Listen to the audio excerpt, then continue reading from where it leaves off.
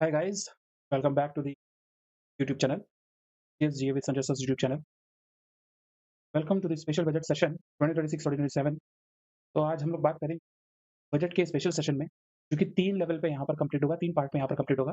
एक पे हम बात करेंगे बेसिक बजट पे, दूसरे पे हम बात कर रहे होंगे इकोनॉमिक सर्वे जो रिसेंटली 29th ऑफ जनवरी को पेश हुआ था, और फिर हम बात करेंगे कि जो बजट में चेंजेस किए गए हैं या नई चीज़ें जो हमको देखने को मिली है। आई होप चलिए, ये सेशन आपको समझ में आएगा। ये सेशन से आपकी बहुत सारी बेसिक्स क्लैरिटीज़ जो बजट से रिलेटेड है, वो कंप्लीट होंगी, और आने वाले अपकमिंग एग्ज़ामिनेशंस के लिए, चाहे वो आप यूपीएससी की बात कर लीजिए, चाहे वो आप यहाँ पर बैंकिंग एग्ज़ामिनेशन की बात कर लीजिए, एसएससी एग्ज़ामिनेशन या स्टेट के जितने भी एग्ज़ामिनेशंस हैं, सभी एग्ज़ामिनेशन ये चैप्टर आपके लिए बहुत ही बेसिक जानकारी के साथ में रखा गया है। चलिए, बजट को क्या बोलते हैं भाई? बजट की बात करी जाए, तो फिस्कल पॉलिसी ऑफ इंडिया कहा जाता है, भारतीय राजकोषीय नीति। इसके पार्ट 1 में हम बात करते हैं बजट को, क्योंकि बजट एग्ज़ैक्टली हमारे कॉन्स्टिट्यूशन में नहीं लिखा गया है। उसको लिखा गया है एनुअल फाइनेंशियल स्टेटमेंट के रूप में, राष्ट्रीय वित्तीय विवरण के रूप में जाना जाता है। इसको जाना जाता है एज़ एनुअल फाइनेंशियल स्टेटमेंट या रिपोर्ट। अब इसके स्पेशल आर्टिकल की बात कर लें, तो आर्टिकल 112 में इसकी बात होती है। भारतीय संविधान के अनुच्छेद 112 के अंदर इसकी बात होती है। तो जब हम फिस्कल पॉलिसी की बात करते हैं, बहुत डिटेल माइन्यूटली यहाँ पर चीज़ों को लेके चलूँगा मैं। बहुत सारी बातें करूँगा, जिसमें मैं हिस्टोरिकल बैकग्राउंड पे बात करूँगा आपसे कि हिस्टोरिकल बैकग्राउंड क्या है हमारे बजट का, कितने टाइप के बजट आपको देखने को मिलते हैं, yes, how many type of budgets are there, preparation कैसी होती है, अलग-अलग जो वेरियस मिनिस्ट्रीज़ हैं, या उसमें ही जो मिनिस्ट्री ऑफ फाइनेंस के अंदर वेरियस आपके डिपार्टमेंट हैं, चाहे वो department of revenue, department of expenditure की बात कर ली जाए, या डिपार्टमेंट ऑफ फाइनेंस की बात कर ली जाए, या दीपम की बात कर ली जाए। तो ये सारी बातें हम लोग यहाँ पर करेंगे। उसके बाद जो हमारे बजट के कंपोनेंट कितने होते हैं, कितने कंपोनेंट में, कितने भागों में यहाँ पर बजट को बाँटा जा सकता है, जैसे कि आपका रेवेन्यू बजट और कैपिटल बजट, राजस्व बजट और पूंजी बजट, जिसमें टैक्सेस आते हैं, जैसे कि डायरेक्ट टैक्सेस और इनडायरेक्ट टैक्सेस, जिसमें हम बात करते हैं इनकम टैक्स, जिससे डायरेक्ट टैक्स होता है आपका, प्रत्यक्ष कर जिसको बोलते हैं आप। उसके बाद में कॉर्पोरेट टैक्स और आपके गिफ्ट टैक्स के रूप में जाना जाता है। इनडायरेक्ट टैक्स के रूप में हम पहले जानते थे वैट, वैल्यू एडेड टैक्स और एक्साइज़ ड्यूटी। अभी इसको चेंज करके नया टैक्स लाया गया, जिसका नाम है GST, goods and services tax. तो कैपिटल बजट के अलग-अलग यहाँ पर रेवेन्यू बजट में कितने तरह के डेट उधार सरकार लेती है, तो वो कौन-कौन से उधार होते हैं, किस तरह के उधार यहाँ पर आपको देखने को मिलेंगे, कि सरकार बॉन्ड जारी कर तो उससे उधार लेती है, आरबीआई से के थ्रू ट्रेज़री बिल्स जारी करवाती है, उससे सरकार उधार लेती है। फिर उसके बाद अगर बात करूँ मैं, तो यहाँ पर बहुत सारे इंटरनेशनल डेट्स भी यहाँ पर लिए जाते हैं, लाइक फ्रॉम अलग-अलग गवर्नमेंट के थ्रू, आईएमएफ, वर्ल्ड बैंक, ठीक है? International debts. उसके अलावा बात करी जाए डिसइन्वेस्टमेंट, आपको पता होगा कि गवर्नमेंट यहाँ पर अपने बहुत सारे एसेट्स को यहाँ पर क्या करती है, डिसइन्वेस्ट करती है, उससे पूँजी लेती है, उससे पूँजी निकालती है, वापस करती है। फिर हम बात करते हैं यहाँ पर एक्सपेंडिचर की, जिसमें एसेट और इंफ्रास्ट्रक्चर पे, मतलब अगर सरकार कमा रही है, तो वो खर्च कहाँ कर रही है, ये सारी बातें भी हम लोग करेंगे जीएसटी एंड अदर टॉपिक्स पे। तो बेसिक्स यहाँ पर कवर करते हुए आगे चलेंगे। तो ये सारी बातें यहाँ पर लिखी है। बजट को हम लोग किस रूप में जानते हैं? बजट को जानते हैं एनुअल फाइनेंशियल स्टेटमेंट के रूप में, जिसका कॉन्स्टिट्यूशनल बैकग्राउंड या कॉन्स्टिट्यूशनल बैकिंग या कॉन्स्टिट्यूशनल आर्टिकल, संवैधानिक जिसको बात करी जाए, तो आर्टिकल 112 है, 112 आर्टिकल के रूप में जाना जाता है। वैसे हम अगर फाइनेंशियल पॉलिसीज़ की बात करें, तो 2 तरीके से फाइनेंशियल पॉलिसीज़ को डिफाइन किया जाता है। मतलब जो हमारे भारत में वित्तीय नीतियाँ हैं, निधि नीतियाँ हैं, वो 2 तरीके से डिफाइन होती है। एक गवर्नमेंट के लेवल पे जब डिफाइन होती है, तो उसको हम लोग जानते हैं एज़ अ फिस्कल पॉलिसी, जिसको हम लोग एनुअल फाइनेंशियल स्टेटमेंट के रूप में भी जानते हैं, जिसमें हम टैक्स की बात करते हैं, रेवेन्यू की बात करते हैं, सरकार टैक्स लगाती है, कौन-कौन से नए टैक्स लाती है, किस तरह के टैक्स में सरकार बदलाव करती है, या पुराने टैक्सों को यहाँ पर खत्म करती है।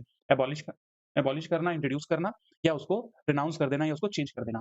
फिर अलग-अलग रेवेन्यू सरकार का यहाँ आय कहाँ-कहाँ से, जस्ट लाइक टैक्स हो गए, पेनल्टीज़ हो गई, ठीक है? एक्सपेंडिचर सरकारें कहाँ पर खर्च करती हैं। सरकारों की बात करी जाए, तो सैलरी बाँटती है, पेंशन्स, ठीक है? जितने भी यहाँ पर गवर्नमेंट एम्प्लॉइज़ हैं, उनकी पेंशन्स दी जाती है, उनकी सैलरीज़ दी जाती है। उसके अलावा सरकार ने जो पहले से उधार ले रखा है, उसका इंटरेस्ट भी पे किया जाता है। अदर देन इसकी बात करी जाए, तो सरकार कैपेक्स करती है, इसको हम लोग बहुत यहाँ पर बात हो रही है इस बार के बजट में। कैपिटल एक्सपेंडिचर, नया क्या बना रही है सरकार, एसेट नया क्या बना रहे हैं, पुल कौन से बन रहे हैं, स्टेशंस किस तरह के बन रहे हैं। अभी आपको पता लगा होगा कि 7 नए रूट्स यहाँ पर सरकार ने हाई स्पीड रेलवे नेटवर्क को यहाँ पर दिए हैं। तो ये क्या है, नया इन्वेस्टमेंट है, नया इंफ्रास्ट्रक्चर यहाँ पर डेवलप किया जा रहा है, हॉस्पिटल्स बनाए जाएँगे, स्कूल, कॉलेजेस, यूनिवर्सिटीज़ यहाँ पर ओपन करी जा रही हैं, तो उससे रिलेटेड यहाँ पर हम बात करते हैं कैपेक्स में। कैपिटल एक्सपेंडिचर बोला जाता है इसको। उसके इतर आरबीआई भी यहाँ पर एक पॉलिसी बनाता है, जिसको बोलते हैं मॉनेटरी पॉलिसी, जिसके तहत आरबीआई लिक्विडिटी, भारत के अंदर जितना भी कैश फ्लो है उसको मैनेज करता है, और स्पेशली ये बैंकिंग के थ्रू, या फिर यहाँ पर जो बैंक को आरबीआई उधार पैसा देता है ऑन रेपो रेट, उसके थ्रू यहाँ पर मैनेज करी जाती है। अल्टीमेटली इसके थ्रू इन्फ्लेशन को कंट्रोल किया जाता है, महँगाई को कंट्रोल किया जाता है। आई होप ये बेसिक आप समझ चुके होंगे कि फाइनेंशियल पॉलिसीज़ 2 तरीके से यहाँ पर डिफाइन हो रही हैं। एक गवर्नमेंट लेवल पे जिसको आप फिस्कल पॉलिसी बोल देते हो, एक आरबीआई के लेवल पे जिसको आप यहाँ पर मॉनेटरी पॉलिसी बोल देते हो। तो बजट को अगर डिफाइन करें हम, तो budget it is a financial document. ये एक प्रकार का फाइनेंशियल डॉक्यूमेंट है, वित्तीय दस्तावेज़ है ऑफ इनकम, सरकार की आय का, and the expenditure of the government for next financial year, अगले फाइनेंशियल ईयर के लिए यहाँ पर बात करी जाती है। क्लियर है? जो कि 1 अप्रैल से लेकर 31 मार्च के लिए यहाँ पर स्टार्ट हो जाता है। तो जैसे कि अब इसमें बहुत सारे प्रोसीजर्स हैं, बिल यूज़ होते हैं जिसको यहाँ पर प्रेसिडेंट जब एक्सेंट करते हैं बिल, ये विधेयक के रूप में पेश होता है। और स्पेशली जो बजट होगा वो लोकसभा में ही यहाँ पर पेश होता है, राज्यसभा में पेश नहीं होता है। तो एक बड़ा इंपॉर्टेंट क्वेश्चन आ जाता है, आर्टिकल 112 के तहत बजट कहाँ पर पेश होता है, तो आपको हमेशा पता होना चाहिए। बस आँख बंद करके इस क्वेश्चन को सॉल्व कर देना, लोकसभा में ही होगा, इसके अलावा मनी बिल इंट्रोड्यूस नहीं होता है। बजट एक तरह का मनी बिल ही होता है, ठीक है? बिल्स जो होते हैं, वो 2 तरीके के यहाँ पर आपको देखने को मिलते हैं, जैसे कि इसको थोड़ा ज़ूम करके यहाँ पे मैं दिखाता हूँ। एक होते हैं ऑर्डिनरी बिल और एक होता है आपका, पहले से बहुत सारी चीज़ें मैं लिख के लाया हूँ ताकि सेशन छोटे में और अच्छे से आपको चीज़ें समझ में आएँ, ठीक है? फाइनेंशियल बिल, बिल्स 2 तरीके से डिवाइड होते हैं, ऑर्डिनरी बिल और फाइनेंशियल बिल। इसी फाइनेंशियल बिल जिसका आर्टिकल 114 है, मनी बिल इसी के अंदर आता है जिसका आर्टिकल 112 है, और इसी मनी बिल के अंदर आता है आपका बजट जिसको हम एनुअल फाइनेंशियल रिपोर्ट या एनुअल फाइनेंशियल स्टेटमेंट के रूप में जानते हैं। आई hope this must be clear. Further बात करें तो मैंने आपसे कहा एनुअल फाइनेंशियल स्टेटमेंट, इसी के तहत हम लोगों ने यहाँ पर बात करी, ठीक है? ये सरकार का एक दस्तावेज होता है जिसके अंदर हम आय और खर्च के बारे में लिखित रूप में लिखते हैं या ऑफिशियल डॉक्यूमेंट बनाते हैं नेक्स्ट फाइनेंशियल ईयर के लिए। अब इसमें कुछ इंपॉर्टेंट पॉइंट जैसे फंड्स होते हैं, जो भी टैक्स कलेक्ट होता है, वो कंसोलिडेटेड फंड में यहाँ पर डाल दिया जाता है। कहाँ पर? Consolidated fund. और इस फंड को एक तरीके से गार्डियन के रूप में पार्लियामेंट बैठी होती है और पार्लियामेंट से ही यहाँ पर डिस्कशन के बाद में फंड निकाले जाते हैं। इसीलिए आपको पता होगा कि पार्लियामेंट में पहले बजट को पेश किया जाता है, जिस पे जनरल डिस्कशन होता है, आम चर्चा होती है, और उसके बाद में चर्चाओं के बाद में ग्रांट और एप्रोप्रिएशन के बिल के थ्रू पैसा इस कंसोलिडेटेड फंड से रिलीज किया जाता है under the supervision of the parliament. I hope this must be clear. इसी प्रकार से कंटिजेंसी फंड होता है, इमरजेंसी फंड बना के रखा जाता है और किसी तरह की कोई आपातकालीन स्थिति आ जाए, किसी प्रकार की कोई यहाँ पर कंटिजेंसी आ जाए, इमरजेंसी आ जाए। और एक होता है पब्लिक अकाउंट फंड। इस पे भी हम लोग डिटेल में बात करेंगे, कितने तरह के फंड यहाँ पर आपको देखने को मिलते हैं, how many type of deficits पे बात करेंगे, इंपॉर्टेंस क्या है बजट की, ये भी हम लोग यहाँ पर देखेंगे। तो इसके पहले मैं कुछ आपको बता देना चाहता हूँ, बजट से इकोनॉमिक सर्वे पूरी तरीके से अलग है।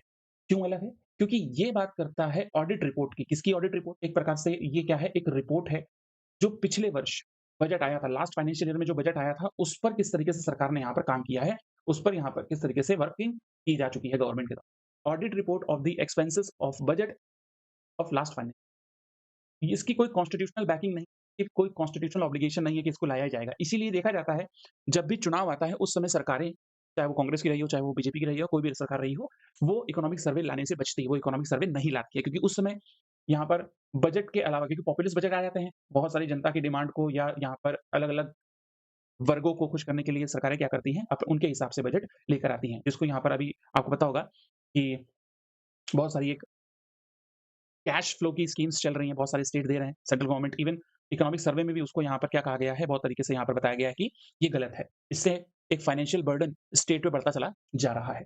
तो ये क्या है, economic survey not any constitutional validity और ऑब्लिगेशन, इसका कोई कॉन्स्टिट्यूशनल वैलिडिटी नहीं है। बट जब हम बजट की बात करते हैं, तो ये एक ऑफिशियल फाइनेंशियल डॉक्यूमेंट है जिसमें हम सरकार की आय और एक्सपेंडिचर के बारे में बात करते हैं। जैसे हम अपना घर बनाते हैं, बात समझिए, जैसे हम अपना घर चलाते हैं, आपने मम्मी पापा को देखा होगा अपने घर में, कि वो भी एक महीने का बजट बनाते हैं कि हमारा इस तरीके से हमारी आय है और इस तरीके से हमारा यहाँ पर क्या होने वाला है, व्यय होने वाला है, इस तरीके से हम यहाँ पर खर्च करने वाले हैं। आई hope this must be clear. अब इस व्यय में अगर आप बात करोगे, कितना खर्चा है, लेकिन यहाँ पर सरकार क्या करती है, एक एडिशनल अगले साल का ही यहाँ पर एक बजट लेकर चलती है, और इसमें हमेशा आप ये देखोगे ज़्यादातर व्यय खर्चे ज़्यादा होते हैं, एक्सपेंडिचर ज़्यादा होता है और आय जो होती है वो कम होती है, ठीक है? इसीलिए एक डेफ़िसिट को मेंटेन किया जाता है। देखो एक बात समझना आप लोग हमेशा, जब भी इनकम इक्वल रहती है किसके, एक्सपेंडिचर के, तो उसको आप क्या कहोगे? बैलेंस बजट कहोगे? येस और नो? तो क्या कहोगे? एक बैलेंस बजट कहोगे। जब भी इनकम बढ़ जाएगी एक्सपेंडिचर से, मतलब आपकी आय जो है वो ज़्यादा है और आप खर्चा जो है कम कर रहे हो, मतलब आमदनी यहाँ पर ₹1 और आप खर्चा कर रहे हो 58 50 पैसा। तो ऑब्वियस सी बात है, ये कहलाएगा सरप्लस बजट। ये क्या कहलाएगा? Surplus budget. I hope this must be clear. फिर यहाँ पर जब आपकी इनकम क्या रहती है, एक्सपेंडिचर से कम हो जाती है, मतलब आपके खर्चे जो हो जाते हैं बढ़ जाते हैं, मतलब आमदनी अठन्नी और खर्चा रुपया, आपका जो खर्चा है वो हो जाता है ज़्यादा, इसको आप बोलते हैं डेफ़िसिट, इसको बोलते हैं क्या? डेफ़िसिट, घाटा, क्लियर? तो इसी घाटे को मेंटेन कर रही है गवर्नमेंट, आपको पता होगा, ठीक है? इस पे भी हम लोग डिटेल में बात करेंगे कि अलग-अलग तरह के डेफ़िसिट, रेवेन्यू डेफ़िसिट क्या होता है, बजटरी डेफ़िसिट क्या होता है और आपका जो मोस्ट फेमस फिस्कल डेफ़िसिट क्या होता है, उसको कैसे गवर्नमेंट मेंटेन करती है। तो ये बेसिक-बेसिक बातें आपके सामने हैं, ठीक है? जनरल बजट के साथ में यहाँ पर गवर्नमेंट बहुत कम यहाँ पर लाती है। I hope this must be clear. चलिए, नेक्स्ट तो जैसे मैंने अभी आपको यहाँ पर टर्म समझाया फिस्कल, फिस्कल ईयर क्या होता है? फिस्कल ईयर 1 अप्रैल से 31 मार्च के बीच में जो फाइनेंशियल स्टेटमेंट जिसमें प्रिपेयर किए जाते हैं, उन सभी को यहाँ पर हम लोग फिस्कल ईयर या फिस्कल ईयर के रूप में जानते हैं, एक तरीके से वित्तीय ईयर के रूप में जानते हैं। नेक्स्ट, शंकराचार्य कमिटी के थ्रू रिकमेंडेशन के बाद में फिस्कल ईयर को यहाँ पर शिफ्ट करके अप्रैल किया गया था, जो कि पहले यहाँ पर जनवरी हुआ करता था। फिस्कल बजट तो जो 1 अप्रैल से लेकर एक 31 मार्च के लिए, एक फाइनेंशियल ईयर के लिए यहाँ पर जो बजट बनाया जाएगा, उसको हम लोग यहाँ पर एक पर्टिकुलर टाइम के लिए बजट बोलेंगे। और फिस्कल पॉलिसी जो गवर्नमेंट के द्वारा बजट में लाई जाती है, जिसके अंदर स्पेशली हम लोग टैक्स, रेवेन्यू, एक्सपेंडिचर की बात करते हैं, उसको हम लोग फिस्कल पॉलिसी बोलते हैं। तो ये सारी बातें सारी डिटेल में आपके सामने होती जाएँगी, इसके नोट्स भी आपको प्रोवाइड हो जाएँगे GS GA with Sanjay sir Telegram channel पे। चलिए थोड़ा हिस्ट्री पे बात कर लेते हैं हम लोग यहाँ पर बजट के। पहली बार जो बजट भारत में इंट्रोड्यूस किया गया था 1733 में रॉबर्ट वॉलपॉल के द्वारा पर इंट्रोड्यूस किया गया। इसके अलावा थोड़ी-सी अगर हम बात करें 1733 के बाद में आपको पता होगा धीरे-धीरे 1757 में बैटल ऑफ प्लासी हुआ, 1761 में थर्ड बैटल ऑफ पानीपत, 1764 में बैटल ऑफ बक्सर। ये थोड़ा मैं आपको हिस्ट्री में ले जाके बता रहा हूँ ताकि आपको चीज़ें कनेक्ट करने में बेनिफिट हो। 1767 में इलाहाबाद की ट्रीटी बनी, उसके बाद में इलाहाबाद बैंक बना। 1717 में सबसे पहला बैंक भारत में आया, उसका नाम था बैंक ऑफ हिंदुस्तान। 1773 रेगुलेशंस आए डिफरेंट डिफरेंट, के बाद में यहाँ पर अलग-अलग यहाँ पर आपके एक्ट देखने को मिलते हैं और 1857 में रिवॉल्ट हुआ, रिवॉल्ट ऑफ 1857 क्रांति हुई 1857 की। 1857 की क्रांति के बाद में 1858 में क्वीन विक्टोरिया का लेटर आता है और इंडिया एक ब्रिटिश कॉलोनी डिक्लेयर कर दिया जाता है। I hope this must be clear. तो ब्रिटिश कॉलोनी डिक्लेयर करने के बाद अगर आप बात करोगे, वर्ल्ड में अगर बात करोगे, दुनिया में सबसे पहला बजट जो कि ब्रिटेन में ही क्या किया गया, इंट्रोड्यूस किया गया, वो 1733 में ब्रिटेन में इंट्रोड्यूस किया गया, 1733 रॉबर्ट वॉलपॉल के द्वारा। भारत में सबसे पहली बार, क्योंकि भारत 1858 के ब्रिटिश लेटर के बाद में, क्वीन विक्टोरिया लेटर के बाद में इंडिया एक ब्रिटिश कॉलोनी बन चुका था। एक तरीके से इम्पेरियलिज्म भारत में आ चुका था, साम्राज्यवाद इंडिया में आ चुका था। भारत एक प्रकार से उपनिवेश बन चुका था किसका? ब्रिटेन का। तब पहली बार ब्रिटेन की संसद में, ब्रिटेन पार्लियामेंट में या ब्रिटिश बजट के अंदर ब्रिटिश इंडिया का नाम पहली बार यहाँ पर लिया गया। आई hope this must be clear. 1860 में और उसके 9 साल बाद 1869 में जेम्स विलियम भारत आते हैं और यहाँ पर फर्स्ट बजट को इंट्रोड्यूस करते हैं। जेम्स विल्सन, इसीलिए इनको कहा जाता है father of budgetary system, father of tax system in India. I hope this must be clear. इसके अलावा अगर आप बात करेंगे तो पहला द फर्स्ट इंडियन बजट, मतलब इंडिया का नाम बजट में लिया गया था 1860 में। जैसे कि 100 पाउंड अगर वहाँ पर बजट बनाया गया था, तो 10 पैसा, 20 पैसा रखा गया। फॉर एग्जांपल के लिए बता रहा हूँ मैं आपको यहाँ पे ब्रिटिश कॉलोनी इंडिया के लिए, क्लियर? पहली बार बजट इंडिया में 1869 में इंट्रोड्यूस किया गया था on Indian soil by the William James Wilson, sorry. 1869 से लेकर 1912 तक रेलवे बजट जो था, वो जनरल बजट के अंदर ही आता था। मतलब यहाँ पर जो रेलवे बजट होता था, वो पहले से यहाँ पर 1869 से लेके जो general budget Nirmala Sitharaman ma'am जो कि फाइनेंस मिनिस्टर पेश करते हैं, जनरल बजट के अंदर ही आता था। आई hope this must be clear. 1912 में विलियम एक्वर्ड के रिकमेंडेशंस के बाद में यहाँ पर इसको सेपरेट कर दिया गया और उसके बाद से रेलवे बजट 1 दिन 2 दिन पहले आता था और जनरल बजट के बाद आता था। क्लियर? जो कि रेलवे बजट रेलवे मिनिस्टर के द्वारा इंट्रोड्यूस किया जाता था और जनरल बजट जो है, जनरल मतलब जो केंद्र का पार्लियामेंट का बजट होता है, वो यहाँ पर फाइनेंस मिनिस्टर के द्वारा इंट्रोड्यूस किया जाता था, दिया जाता था। आफ्टर 1912 1912 से लेकर विलियम एक्वर्थ कमिटी के रिकमेंडेशन के बाद में, क्योंकि इन्होंने यहाँ पर बोला कि भाई भारत का यहाँ पर विकास करना है तो यहाँ को रेल को बजट को अलग रखना पड़ेगा, रेट के बजट को ज़्यादा पैसा देना पड़ेगा। भारत में पटरियाँ बिछानी है, रेलवे सिस्टम को, नेटवर्क को और ज़्यादा रोबस्ट बनाना है, बड़ा बनाना है। भारत के विकास के लिए नहीं था। अल्टीमेटली इंडिया से जो खजाना लूटते थे, इंडिया से जो वो टैक्स का पैसा लेते थे, इंडिया से वे जितना भी रिसोर्सेज़ को, चाहे वो डायमंड्स हों, चाहे वो अदर रिसोर्सेज़ हों, उनको लूट के अल्टीमेटली वो कोस्ट तक पहुँचा के और कोस्ट से यहाँ पर बाय शिप ब्रिटेन पहुँचाते थे। इसीलिए उनको एक इंटरनली इंडिया के अंदर यहाँ पर अगर आप बात करोगे तो इंटरली उन्होंने यहाँ पर बहुत सारे यहाँ पर क्या डेवलप किए? रेलवे ट्रैक्स को डेवलप किए। आई hope this must be clear. 1912 से लेके 2017 तक यहाँ पर रेलवे बजट एक ही साथ अलग-अलग इंट्रोड्यूस होता था। विवेक देबरॉय कमिटी के रिकमेंडेशन के बाद में मोदी सरकार ने 2017 के बाद में यहाँ पर क्या किया? रेलवे बजट और यूनियन बजट को सबस्यूम कर दिया, एक साथ कर दिया। अभी यहाँ पर आप देखते हैं कि दोनों एक साथ यहाँ पर इंट्रोड्यूस होते हैं। आई hope this must be clear. तो ये आपको एक तरीके से क्या है, डिटेल में वही सारी बातें कि सर रॉबर्ट वॉलपॉल ने सबसे पहले 1733 में यहाँ पर इंट्रोड्यूस किया था। और ये जो बजट वर्ड है, ये फ्रेंच वर्ड बॉगेट से आया है। एक्चुअली ये बॉगेट वर्ड जो होता है, इसका मतलब होता है लेदर बैग। पहले क्या होता था, लेदर बैग में, चमड़े के बैग में यहाँ पर बजट पेश किया जाता था और वहीं से बॉगेट वर्ड से अपभ्रंश होते हुए, मतलब ये एक तरीके से चेंज होते हुए बजट का रूप लेने लगा, बजट शब्द कहा जाने लगा। आई hope this must be clear. और इंडिया में सबसे पहले जेम्स विल्सन ने 18th ऑफ फरवरी 1869 में बजट पेश किया, इसीलिए ये फादर ऑफ बजटरी सिस्टम और टैक्स सिस्टम इन इंडिया कहलाए। तो ये बजट था एक तरफ, एक तरीके से क्या है भाई, इस तरीके से समझ लो कि सबसे पहले यहाँ पर जो रॉबर्ट वॉलपॉल थे, वो एक बैग में एक तरफ इनकम का खाका, एक तरफ एक्सपेंडिचर की सरकार कितना कमा रही है, कितना खर्च कर रही है, उसको एक पेपर में लिख के लाए और इन्होंने इस चीज़ को एक बैग में डाला जिसको यहाँ पर बॉगेट कहा गया फ्रेंच लैंग्वेज में, जो कि आगे एक तरीके से क्या होने लगा, इंट्रोड्यूस होने लगा as a budget budget. I hope this must be clear. ये सारी बातें यहाँ पर जस्ट स्टेप बाय स्टेप यहाँ पर आपको समझाई, इसके पहले भी मैंने बताई। चलिए अगली बात कर लेते हैं यहाँ पे, ये बजट आए। तो फर्स्ट बजट इंडिया के रूप में अगर बात करोगे तो इंडिया का नाम कब आया? 1860, 1861 में। पहली बार इंडियन सॉइल पे बजट पेश किया गया जेम्स विल्सन के द्वारा 1869 में। और पहला इंडिपेंडेंट बजट आज़ादी के बाद आर षणमुखम चिट्टी के द्वारा 16 नवंबर 1947 को पेश किया। 16th ऑफ नवंबर 1947 में यहाँ पर 1947 पेश किया। जैसा आपको पता है 15 अगस्त 1947 को हम आज़ाद हो गए। जैसे ही हम आज़ाद हुए तो उस समय कुछ ना कुछ यहाँ पर फाइनेंशियल एक्टिविटीज़ करने के लिए और बैक में यहाँ पर कॉन्स्टिट्यूशनल असेंबली बैठी हुई थी, आपको पता होगा। तो उनके कार्यों को यहाँ पर आगे चलाने के लिए वित्तीय सहायता तो ज़रूरी है भाई, पैसा ज़रूरी है ना, फाइनेंशियल ज़रूरी है। तो यहाँ पर अल्टीमेटली आर के षणमुखम चिट्टी ने यहाँ पर 16 नवंबर 1947 को पहली बार भारत का बजट पेश किया, इंडिपेंडेंट स्वतंत्र भारत का। उसके अलावा पहली लोकसभा जो थी 1951 में आई, पहली लोकसभा कब आई? 1951 में आई।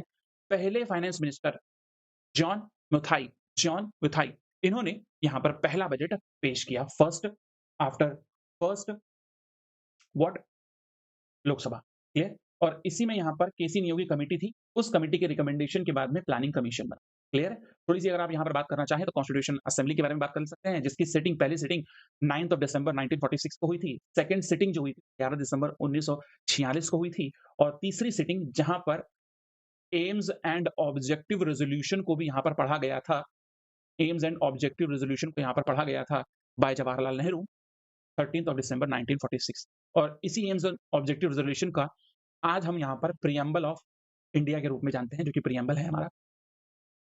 2 साल 11 महीने और 18 दिन में हमारा कॉन्स्टिट्यूशन बनके तैयार हुआ था, 26 नवंबर 1949, जिस दिन हम कॉन्स्टिट्यूशन डे के रूप में मनाते हैं। लास्ट सिटिंग 24 जनवरी 1950 को हुई और कंप्लीटली हमने कॉन्स्टिट्यूशन को अडॉप्ट कर लिया 24 जनवरी 1950। तो खुलासा मैंने यहाँ पर आपको एक एडिशनल जानकारी के रूप में यहाँ पर ये प्रोवाइड करा दी। चलिए, तो ये जानकारी अभी हम लोगों ने देखी डिटेल में कि अनुच्छेद 112 के तहत यहाँ पर वार्षिक वित्तीय विवरण के रूप में जाना जाता है, जिसको हम लोग एनुअल फाइनेंशियल स्टेटमेंट के रूप में जानते हैं, आर्टिकल 112। गवर्नमेंट हर साल इसको यहाँ पर क्या करती है, रिलीज़ करती है, ठीक है? और इसमें 3 तरह के फंड आपको देखने को मिलते हैं, जो कि रिसीट्स, आय या डिस्ट्रीब्यूशन होना है जो, तो इसको यहाँ पर रखा जाता है, जिसको हम लोग यहाँ पर कंसोलिडेटेड फंड, भारत की संचित निधि या कंटिजेंसी फंड, अकस्मात निधि और पब्लिक अकाउंट फंड, सार्वजनिक खाता के रूप में यहाँ पर जानते हैं। तो चलिए, जिसमें हम लोग आगे चल के हम आपसे डिमांड एंड ग्रांट्स की बात करेंगे, स्पेशल आर्टिकल 113 इसकी भी बात करेंगे। जब यहाँ पर डिस्कशन हो जाता है, फिर गवर्नमेंट को यहाँ पर जो पैसा निकालना होता है, वो डिमांड फॉर ग्रांट्स के लिए यहाँ पर पैसा निकालती है, उसके लिए आर्टिकल जो है वो 113 है, 113 है। दैट आफ्टर अगर आप बात करोगे फाइनेंशियल बिल, तो यहाँ पर आप बात कर लीजिए, फाइनेंशियल बिल के रूप में आपको देखने को मिलता है एप्रोप्रिएशन बिल 114 और आपका 117। चलिए, नेक्स्ट यहाँ पर हम लोग आगे बात करते हैं। पहला बजट जो पेश किया गया, जैसे मैंने बताया आपको, ठीक है? आर के शनमुखम चिट्टी और उसके बाद में जॉन मथाई। सबसे ज़्यादा बार मैक्सिमम 10 टाइम्स जो बजट पेश किया जा चुका है, वो किया जा चुका है यहाँ पर मोरारजी देसाई के द्वारा, जो कि पहले नॉन कांग्रेस, पहले अगर बात करोगे आफ्टर 1976 अगर आपको ध्यान होगा, तो इमरजेंसी लगी थी, उसके बाद में पहले नॉन कांग्रेस गवर्नमेंट बनाने वाले, पहले नॉन कांग्रेस पीएम बनने वाले भी व्यक्ति यही थे, जो कि सीएम से फाइनेंस मिनिस्टर और फिर यहाँ पर पीएम बनते हैं। आई hope this must be clear, जिनको भारत रत्न और निशान पंजाब पाकिस्तान भी प्रोवाइड किया गया बाय दैट टाइम। चलिए, तो ये थे आर के शनमुखम चिट्टी, 26 नवंबर 1947 को यहाँ पर पेश किया। बजट क्या है, ये डिटेल में मैंने आपसे यहाँ पर डिटेल में सारी बातें करी है। 31 मार्च जो यहाँ पर फॉलो होकर खत्म हो जाता है, 1 अप्रैल को यहाँ फाइनेंशियल ईयर शुरू होता है। बजट होता क्या है, जिसके अंदर आप रेवेन्यू और रिसीट्स के बारे में बात करते हैं, मतलब जितना भी आपने रेवेन्यू से पैसा कमाया, टैक्स से पैसा कमाया, कैपिटल रिसीट्स यहाँ पर उधार लेके, या अगर यहाँ पर बात करें तो डिसइन्वेस्टमेंट करके जितना भी पैसा आपके पास में आया, उसके अंतर्गत सारी चीज़ें लिखी होती हैं। वेज एंड मीन एडवांस यहाँ पर होता है, जो कि आरबीआई के थ्रू यहाँ पर प्रोवाइड किया जाता है। और एस्टिमेट होता है एक्सपेंडिचर का, कि सरकार यहाँ पर व्यय कहाँ-कहाँ पर करेगी, खर्चा कहाँ-कहाँ पर इसका करेगी। आई hope this must be clear. अगर हम डिपार्टमेंट की बात करें, मिनिस्ट्री ऑफ फाइनेंस के द्वारा इसको बनाया जाता है। अब मिनिस्ट्री ऑफ फाइनेंस में 5 इंपॉर्टेंट डिपार्टमेंट आपको देखने को मिलते हैं। Department of expenditure, department of revenue, department of financial services, DIPAM, department of investment and public asset management. Public asset management मतलब किसी भी एसेट को, सरकार की जितनी भी, मान लीजिए यहाँ पर पीएसयूज़ हैं, रेलवे है, अदर आपके गेल, सेल, ये सब है। इनका कितना बैंक, इनको कितना प्रतिशत बेचना है, इन पे कितनी प्रतिशत हिस्सेदारी को सरकार को कम करना है, ये सब सुझाव दीपम देता है। और इकोनॉमिक अफेयर्स, क्लियर? तो ये सारे डिपार्टमेंट आपको देखने को मिलते हैं। और यहाँ पर आप देखोगे तो निर्मला सीतारमण इसके जो यूनियन मिनिस्टर हैं। और यहाँ पर आपको department of expenditure, department of economic affairs, financial affairs, department of revenue, department of Deepam, और रिसेंटली ही यहाँ पर पब्लिक एंटरप्राइजेस को भी यहाँ पर इंट्रोड्यूस किया गया अंडर द, मतलब यहाँ पर इसको ला दिया गया है। तो मेरा क्वेश्चन ये, पहले ये किस मिनिस्ट्री के अंदर हुआ करता था? ये आप कमेंट बॉक्स में ज़रा रिप्लाई करिएगा। चलिए, अगली बात करते हैं, ठीक है? निर्मला सीतारमण। तो 1 फरवरी को अगर यहाँ पर बात करी जाए, नहीं, इसके पहले क्या होता था, 2000 रिसेंटली 17 के पहले लास्ट डे ऑफ फरवरी को यहाँ पर इंट्रोड्यूस, लेकिन 2017 के बाद से first working day of February में इसको इंट्रोड्यूस किया गया। अब वर्किंग में यहाँ पर इस बार का जो बजट 9वीं बार, 9th टाइम यहाँ पर निर्मला सीतारमण मैम ने पेश किया है, जो कि इस बार पहली बार संडे को इंट्रोड्यूस किया गया है बजट। फर्स्ट टाइम संडे को इंट्रोड्यूस किया गया है। ये भी हमको पता होना चाहिए। और 2017 में इंपॉर्टेंटली क्या-क्या और भी चीज़ें हुई हैं, जैसे आपको पता होगा कि एसबीआई में उसके 5 एसोसिएट बैंक और 1 अदर बैंक को मर्ज कर दिया गया था। 2017 में ही जीएसटी आया था। और बजट की लास्ट डे को चेंज कर दिया गया 2017 में, ठीक है? उसको फर्स्ट वर्किंग डे बना दिया गया। रेलवे बजट को भी सबस्यूम कर दिया गया यूनियन बजट के अंदर। इसके अलावा प्लान्ड एक्सपेंडिचर को भी यहाँ पर क्या कर दिया गया? हटा दिया गया था। इसके अंदर से अच्छा, इसमें बात करोगे तो हलवा सेरेमनी शुरू की जाती है, जिसके तहत यहाँ पर अलग-अलग डिपार्टमेंट यहाँ पर बताते हैं। जैसे फॉर एग्जांपल यहाँ पर मिनिस्ट्री ऑफ फाइनेंस के अंदर डिपार्टमेंट ऑफ एक्सपेंडिचर बताता है कि भाई नेक्स्ट ईयर, इस साल का खर्चा तो है, उसके अलावा नेक्स्ट ईयर में हमारे खर्चे जो आपके हैं, एक्सपेंडिचर ये हैं, ठीक है? अब इन खर्च एक तरीके से इसके बाद में डिपार्टमेंट ऑफ रेवेन्यू बताता है कि हमारे आय के स्रोत ये हैं, टैक्स हैं, नॉन टैक्स है, यहाँ-यहाँ से हमको पैसा आना है, इंटरेस्ट से पैसा आना है, ठीक है ना? इस तरीके से हमको पैसा आना है, ठीक है? उसके अलावा इन सभी डिपार्टमेंट के इंटरनल डिस्कशंस के बाद में यहाँ पर इकोनॉमिक अफेयर्स सेक्रेटरी जो होते हैं, वो डिटेल कर शेयर करते हैं मिनिस्ट्री ऑफ फाइनेंस के साथ में, और हलवा सेरेमनी के साथ प्रिंटिंग ऑफ बजट शुरू किया जाता है, प्रिंटिंग कर दिया जाता है बजट को। फिर ministry of finance with the permission of the president, ठीक है? प्रेसिडेंट की परमिशन लेते हैं, क्योंकि एक मनी बिल है, हमको सबको पता होना चाहिए, ठीक है? प्रेसिडेंट की परमिशन लेकर उसके बाद में फिर से यहाँ पर इंट्रोड्यूस कर दिया जाता है as a money bill budget को, कहाँ पर? लोकसभा। कहाँ पर इंट्रोड्यूस किया जाता है भाई ये मनी बिल के रूप में? कहाँ पर? सिर्फ़ और सिर्फ़ लोकसभा में, हमको ये पता होना चाहिए, ठीक है? और मनी बिल है या नहीं है, ये बताने का काम होता है स्पीकर ऑफ द लोकसभा। किसका काम होता है ये? Speaker of the Lok Sabha. ये बड़े ही इंपॉर्टेंट बात यहाँ पर मैं आपको यहाँ पर समझा रहा हूँ। जैसे मैंने बताया 6 स्टेप होते हैं। यूनियन मिनिस्टर इसको यहाँ पर कहाँ प्रेज़ेंट करते हैं, कहाँ पर? लोकसभा में इसको प्रेज़ेंट किया जाता है, ठीक है? लोकसभा, राज्यसभा, जिस पे आगे चल के लोकसभा और राज्यसभा दोनों पे डिस्कशन होती है। फिर उसके बाद में कुछ वीक ये डिस्कशन चलती है, ठीक है? स्टैंडिंग कमिटीज़, अलग-अलग कमिटीज़ के बाद में ये एक तरीके से बजट पहुँचता है, जिसकी ये स्क्रूटनी करते हैं, और उसके बाद में इनकी जो डिमांड्स होती हैं, उन पर यहाँ पर एक तरीके से अपने-अपने मत रखे जाते हैं। डिटेल्स में डिस्कशन किया जाता है, और फिर यहाँ पर लोकसभा से इसको पास करा के इनके ग्रांट और डिमांड को रिमेनिंग जो होती है, वो मिनिस्टर्स इस पे वोट करते हैं। दैट आफ्टर एप्रोप्रिएशन बिल के साथ में और फाइनेंशियल बिल के रूप में इसको जो है क्या कर दिया जाता है? पास कर दिया। तो ये हमारा बजट पास हो जाता है कहाँ से? ये पास हो जाता है आपके लोकसभा और राज्यसभा से। और जैसे ही, 1 सेकंड, ठीक है? जैसे ही ये बिल पास कर दिया जाता है from the Lok Sabha and Rajya Sabha, और इस पर अपना एसेंट प्रोवाइड करा देते हैं, मतलब इस पे अपनी मंजूरी सिग्नेचर के रूप में दे देते हैं कौन? प्रेसिडेंट ऑफ इंडिया, ठीक है? President of India. तुरंत ही ये बिल कन्वर्ट हो जाता है किसमें? एक्ट में। ये भी हमको पता होना। आई hope this must be clear. इधर सभी बिल इस तरीके से यहाँ पर काम करते हैं। इंपॉर्टेंस क्या है बजट की? ये फाइनेंशियल एक तरीके से क्या है, डिसिप्लिन को बताता है कि हमारे भारत में, हमारा भारत एक तरीके से, या हम फाइनेंशियली कैसे हैं, मजबूत हैं, वीक हैं, किस तरीके से यहाँ पर गवर्नमेंट काम कर रही है, फाइनेंसेस कैसे हैं, इकोनॉमिक ग्रोथ कितनी चल रही है हमारी, ठीक है? किस तरीके से यहाँ पर इकोनॉमिक ग्रोथ चल रही है। उसके अलावा अलग-अलग एलोकेशंस किए जाते हैं, जैसे रेलवे को क्लीन एनर्जी में, ठीक है? यूनिवर्सिटीज़ से रिलेटेड या अदर क्षेत्र में यहाँ पर एलोकेशंस किए जाते हैं। जैसे इस बार का जो बजट है, वो निर्मला सीतारमण मैम ने रिसेंटली बने हुए पहला बजट है जो कि कर्तव्य भवन से बनाया गया है और इसमें 3 कर्तव्य 3 ड्यूटीज़ को इंट्रोड्यूस किया गया है, जैसे कि एक्सेलरेट इकोनॉमी ग्रोथ पहला duty, second duty fulfil people's aspiration and third duty ensuring inclusive development under the सबका साथ सबका विकास। I hope this must be clear. तो ये सारी बातें यहाँ पर डिटेल में इंट्रोड्यूस करी जाती हैं। रिड्यूस करना इनइक्वालिटीज़ को, इनकम को बताना, लोगों की इनइक्वालिटीज़ को दूर करना, ठीक है? इकोनॉमिक स्टेबिलिटीज़ को यहाँ पर बढ़ाना, मैनेजमेंट करना पब्लिक एसेट को, जैसे मैंने बताया आपको कि दीपम होता है department of investment and public asset management जो यहाँ पर मैनेज कर रहा होता है, ठीक है? चलिए, तो बजट के कितने टाइप होते हैं, देखो हम लोग अभी फटाफट करते-करते जल्दी-जल्दी यहाँ पे टाइप पे भी आ गए हैं। बजट के कितने टाइप होते हैं, तो 2 तरह के यहाँ पे आपको टाइप देखने को मिलते हैं, बैलेंस बजट और अनबैलेंस बजट। जैसा मैंने आपसे अभी थोड़ी देर पहले बताया कि जब हम बजट की बात करते हैं, जब इनकम और एक्सपेंडिचर इक्वल हो जाते हैं तो बैलेंस बजट कहलाता है। जब भी इनकम बढ़ जाए या एक्सपेंडिचर बढ़ जाए, उसके रिस्पेक्टिव में दोनों चीज़ें कम हो जाएँ, तो वो कहलाता है आपका अनबैलेंस बजट। अनबैलेंस बजट में जब भी आपका क्या बढ़ जाएगा, इनकम बढ़ जाएगा, वो कहलाएगा सरप्लस बजट, अधिशेष बजट। ज़्यादा हो गया ना? जब भी आपका इनकम कम हो गया और एक्सपेंडिचर बढ़ गया, वो कहलाता है डेफिसिट। तो अगर यहाँ पर बात करी जाए, जब भी सरप्लस बजट, वैसे तो सरकारें कभी भी, इंडियन गवर्नमेंट कभी भी नहीं लेके आएगी सरप्लस बजट कि यहाँ पर क्या है, सरकार की इनकम ज़्यादा हो रही है और एक्सपेंडिचर कम हो रहा है। क्लियर है? क्लियर? अच्छा, ये कब होगा? जब टैक्स बहुत ज़्यादा बढ़ा दिए जाएँ, ठीक है? एम्प्लॉयमेंट और ग्रोथ बहुत तेज़ी से होने लगे। घर में 5 लोग हैं और जिसमें 4 लोग कमा रहे हैं और 1 लोग यहाँ पर नहीं कमा रहा, तो चल जाएगा काम। आई hope this must be clear. मतलब यहाँ पर हर कोई एम्प्लॉयड है यहाँ पे, ठीक है? सरकार का टैक्स बम्पर बढ़ रहा है, क्लियर है? और पॉपुलेशन भी यहाँ पर कैसी है? कंट्रोल्ड है, क्लियर? किसी की ज़्यादा डिमांड है नहीं, अपना-अपना सब बढ़िया कर रहे हैं। उस केस में सरकार का जो बजट होगा, वो आपको क्या देखने को मिलेगा? सरप्लस देखने को मिलेगा, क्लियर है? बट सरकारें कभी ऐसा बजट नहीं लाती हैं। क्यों नहीं लाती हैं? क्योंकि उनको अपने खर्चों को ज़्यादा दिखाना होता है, क्योंकि अगले साल का है, नेक्स्ट ईयर का है ना, इनकम कम है, टैक्स कम है, अनएम्प्लॉयमेंट ज़्यादा है, अनकंट्रोल्ड पॉपुलेशन, ये सिनेरियो आपको देखने को रहा है। क्लियर? अधिशेष बजट, जैसा मैंने आपसे अभी यहाँ पर बात करी। चलिए, बजट में तीनों तरह नेक्स्ट बात करी जाती है। बजट में जब भी हम लोग बात करते हैं, तो पिछले साल के बजट की आय और व्यय ये भी रखते हैं, जिसमें हम लोग हमको पता होना चाहिए पिछले साल हम लोगों ने कितना कमाया और कितना खर्च किया। उसी को आगे बढ़ाते हुए इस साल का बजट लाते हैं और आने वाले बजट पे भी यहाँ पर हम नज़र रखते हैं। तो बजट बेसिकली 3 पीरियड को डिफाइन करता है।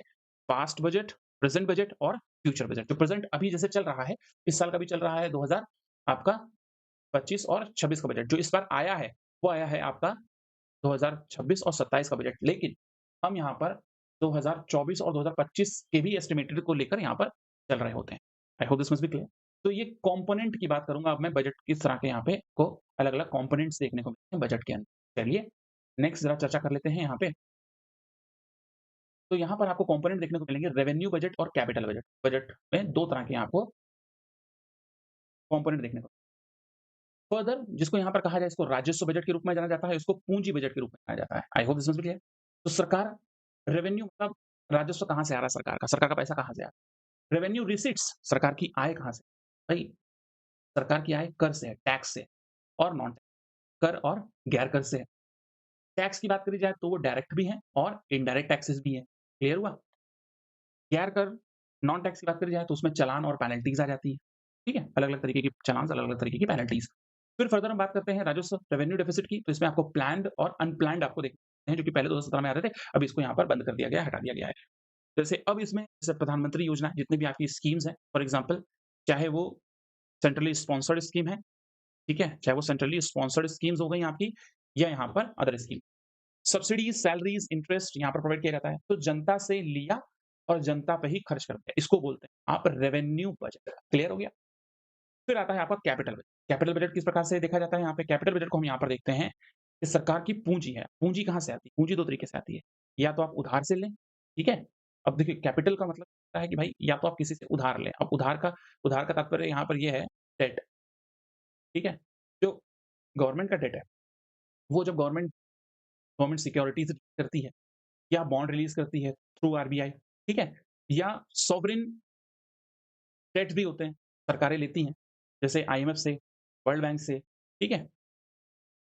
अलग-अलग बैंकों से और इंटरनेशनल फाइनेंशियल इंस्टीट्यूशन से जो यहाँ पर प्रोवाइड किए जाते हैं, लिए जाते हैं। ठीक है? दूसरी बात आ जाती है यहाँ पर non debt receipt. Non debt receipt में जैसे सरकार के पास कोई एसेट था, सरकार ने उसको क्या कर दिया, डिमोनेटाइज़ कर दिया, डिसइन्वेस्ट कर दिया। क्लियर है? डिसइन्वेस्ट कर दिया। ठीक है? विनिवेशीकरण कर दिया। निवेशकरण नहीं कर रहा है सरकार, विनिवेश कर रही है। ठीक है? उसको पुनः फिर से जो उसके पास था उसको उसने बेच के उससे पैसा कमा लिया। क्लियर है? तो 2 तरीके हैं यहाँ पर कैपिटल आने के। अब उस कैपिटल से सरकार करेगी क्या? उससे नए इंफ्रास्ट्रक्चर बनाएगी जिसको आप लोग यहाँ पर कैपेक्स बोलते हैं। अब इससे क्या होगा?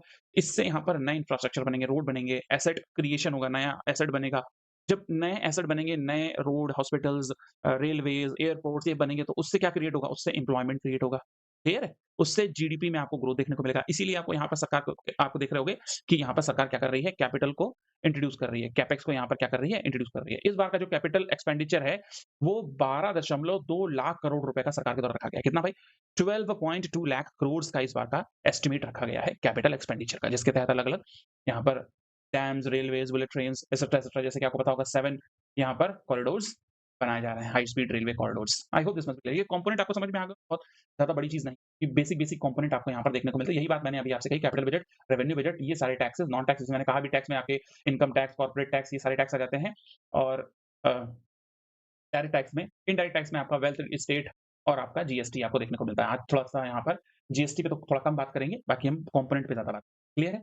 तो ये एक्सपेंडिचर इस तरीके से यहाँ पर आपको देखने को मिलता है। इस बार का अगर आप बात करोगे डेफिसिट ट्रेंड अगर देखोगे, तो सरकार ने डेफिसिट का जो ट्रेंड यहाँ पर सरकार ने दिया है, वो कहा है कि भाई पिछले वर्षों में आप यहाँ पर देख रहे होंगे, क्योंकि कोविड था, अदर चीज़ें आपको देखने को मिली, तो उस समय 6.5 यहाँ पर क्या देखने को मिला, डेफिसिट देखने को मिला, घाटा देखने को मिला। कहने का मतलब सरकार अगर ₹100 यहाँ पर खर्च कर रही है, एक्सपेंडिचर कर रही है, तो सरकार कमा रही थी कितना भाई?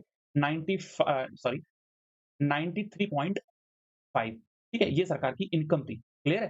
तो घाटा उसको यहाँ से आ रहा है। I hope this must be clear. अब वो कमा कहाँ से रही है, इनकम कैसी हो रही है, मैंने आपको बताया, इसी को आप लोग रेवेन्यू बोल देते हो और ये दोनों से आता है। किससे आता है? टैक्स से भी आता है और नॉन टैक्स से भी आता है, ठीक है? उसके अलावा अगर बात करोगे, तो ये आपको रेवेन्यू वाला बताया मैंने, फिर आपका कैसा हो जाता है भाई, कैपिटल इनकम, ठीक है? कैपिटल आपका डेट से भी आती है, उधार से भी आती है और आपका डिसइन्वेस्टमेंट से भी आता है सरकार के द्वारा। ये क्लियर है? बेसिक चीज़ें चल रही है कि ये बजट की चीज़ें अगर आप लोगों ने सीख ली, तो बजट पढ़ने में आपको बहुत ज़्यादा आसानी होने वाली है, बेसिक्स होने। इस बार का जो फिस्कल डेफिसिट सरकार ने यहाँ पर सेट किया है कि हम यहाँ पर 5 से नीचे 4.3 के आस-पास यहाँ पर हम लोग जो है इसको रखेंगे। ये सारी चीज़ें मैं आपसे क्लियर करूँगा, रेवेन्यू डेफिसिट क्या होता है, प्राइमरी डेफिसिट क्या होता है और इफेक्टिव रेवेन्यू डेफिसिट, ये भी मैं आपसे डिस्कस करूँगा। तो नेक्स्ट यहाँ पर टैक्स, यहाँ पर बात कर ली जाए तो टैक्स अलग-अलग तरीके के होते हैं, जैसे कि income tax, corporate tax, wealth tax, inheritance tax, ये सारे अलग-अलग टैक्स के प्रकार होते हैं। तो देखो, डायरेक्ट टैक्स वो टैक्स होता है जो नॉन ट्रांसफरेबल होता है। कहने का मतलब अगर आप पे लेवी है, तो आप बी पर इसको नहीं छोड़ सकते हैं। मतलब आपको अगर आपने इनकम कमाई, तो ऐसा नहीं है कि आपने इनकम कमाई और आप बैठ गए घर पे कि भाई मैं टैक्स नहीं दूँगा, नहीं, आप ही से टैक्स लिया जाएगा। आप इसको किसी और पे नहीं डाल सकते। ठीक है? इसको बोलते हैं नॉन ट्रांसफरेबल टैक्स, तो ट्रांसफर नहीं किया जा सकता। इस ये डिपार्टमेंट की बात करी जाए तो सीबीडीटी इसका डिपार्टमेंट है। Central board of direct taxes, इसमें आप मत जाइए, कौन इसके चेयरपर्सन है करंटली, ठीक है? इसके अंदर अगर बात करी जाए तो इनकम टैक्स आता है जिसकी इंडिविजुअल इनकम बोलते हैं भाई, व्यक्तिगत आय, ठीक है? उसके बाद कॉर्पोरेट टैक्स आता है जिसको आप निगम कर के रूप में जानते हैं, कंपनी का कॉर्पोरेट का टैक्स, कंपनी के टैक्स। फिर आपका wealth tax, clear? Inherent tax और गिफ्ट टैक्स आता है। अगर बात करी जाए यहाँ पर वेल्थ टैक्स और इन्हेरेंट टैक्स, इसको समाप्त कर दिया गया है, अरुण जेटली सर के द्वारा 2017 में ही एबॉलिश कर दिया। जैसे हाउस वुमन है, ज्वेलरी है, जो wealth generation to by generation ली जाती है, उसपे पहले टैक्स लगता था और इन्हेरेंट मतलब एक जनरेशन दूसरी जनरेशन में जब प्रॉपर्टी यहाँ पर क्या होती थी, ट्रांसफर होती थी, उसपे भी यहाँ पर टैक्स लगता था। देखो, सिक्योरिटी ट्रांज़ैक्शन टैक्स की बात नहीं कर रहा हूँ मैं, ठीक है? जो आप बिल बनाते हो या फॉर एग्ज़ाम्पल रजिस्ट्री करवाते हो, तो उसका टैक्स अलग स्टेट गवर्नमेंट अलग लेती है, ठीक है ना? वो अलग पोर्शन। हम सेंटर टैक्स की बात कर रहे हैं अभी। गिफ्ट टैक्स एक तरीके से ये आज भी लगता है, जैसे कि अगर आप बात कर लीजिए 50,000 से कम का आप क्या करते हो, किसी को गिफ्ट देते हो, तो उसपे कोई टैक्स नहीं लगता और ये बात समझ लीजिएगा, इसमें होते हैं डोनर और रिसीवर, ठीक है ना? जैसे आपने किसी फॉर एग्ज़ाम्पल आप किसी को गिफ्ट दे रहे हो, तो आप तो डोनर हो, आप देने वाले हो गिफ्ट और दूसरा जो रिसीवर है, वो रिसीव करने वाला है।